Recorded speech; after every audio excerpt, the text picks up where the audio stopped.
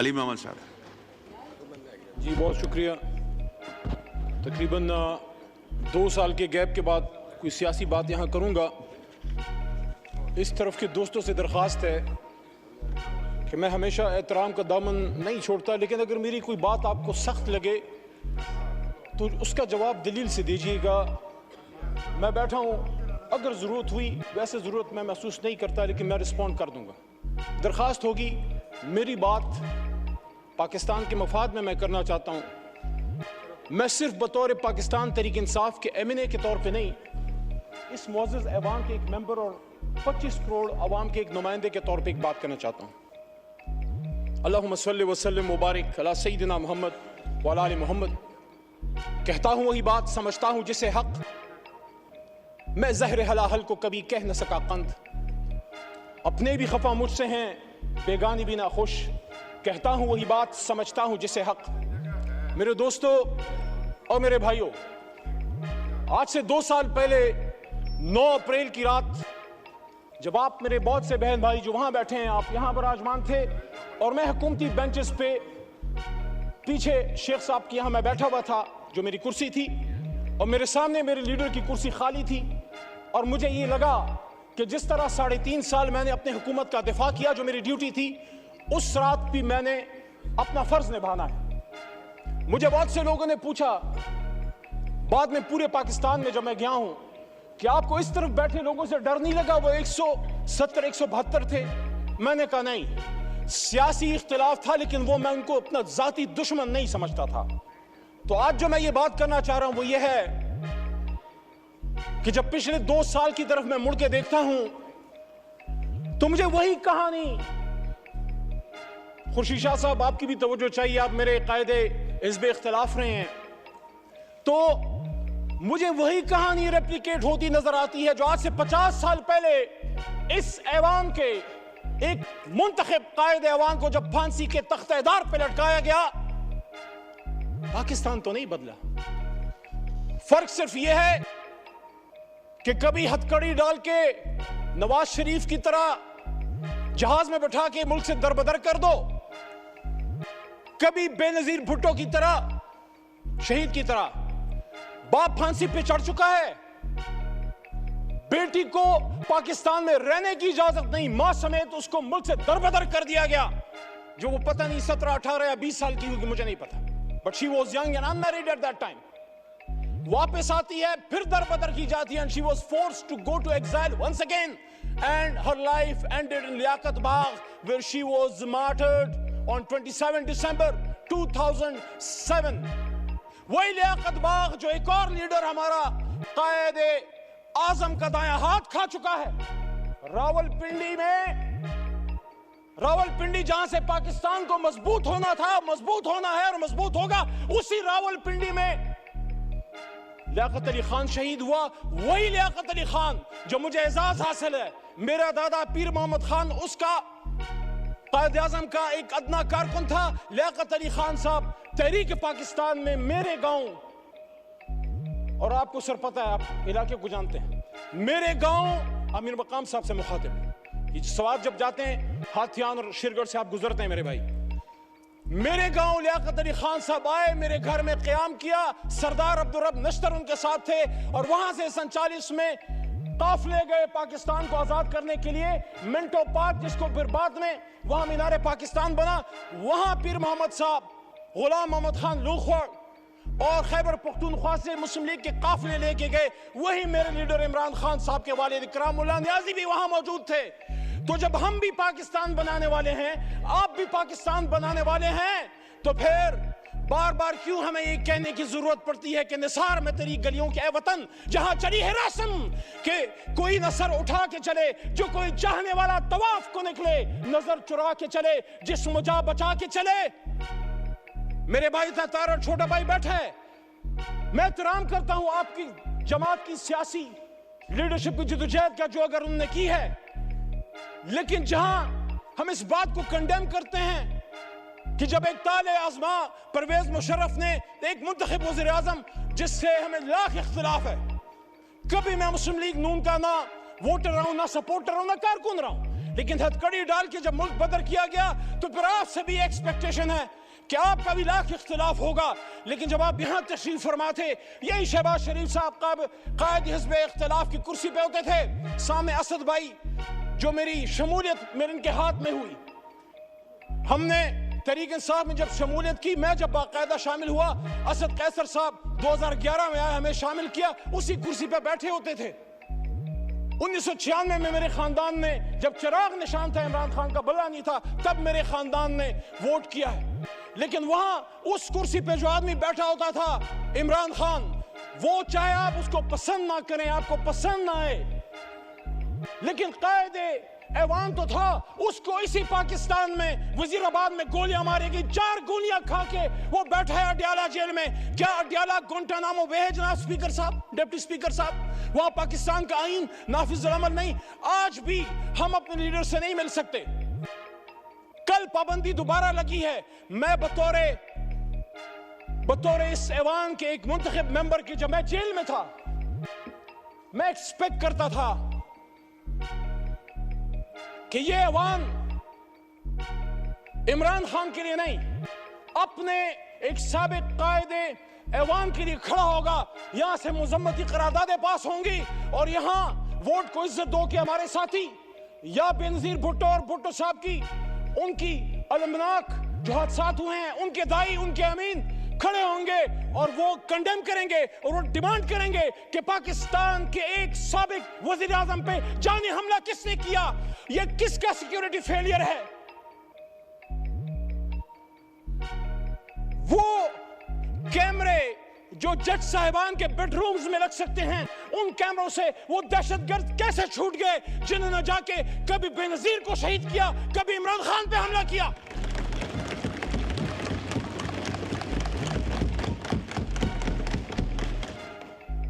پیچھے قائد کی تصویر لگا کے جناب ڈپٹی سپیکر صاحب پاکستان کے مسئلے حل نہیں ہوں گے، اسی قائد کی تصویر کو لگا کے پاکستان کے لوگوں کے اوپر بوٹوں سے ان کو روندا جاتا ہے۔ کسی کو شک ہے تو کل جا کے آزاد کشمیر میں دیکھ لے، کل آزاد کشمیر میں کیا ہوا ہے، وہ نظارے ہم نہیں دیکھنا چاہتے۔ ہم مقبوضہ کشمیر کو ایک جنت نظیر کشمیر دکھانا چاہتے ہیں۔ کیا لڑکے ہوگا جو کل شام ہوا ہے؟ قائد اعظم نے 1948 میں جناب ڈپٹی سپیکر صاحب فرمایا تھا، اور آرم فورسز کو کوٹا سٹاف کالج میں جا کے بات کرتے ہیں، قائد کی بات کریں، بتائیں ان کو جن کو قائد کی فرمان اور جن کو قائد پسند نہیں ہے، جن کو قائد کی لیڈرشپ کے احکامات پسند نہیں ہے، وہ پھر اپنے لیے کوئی اور ملک جا کے ڈھونڈ لیں۔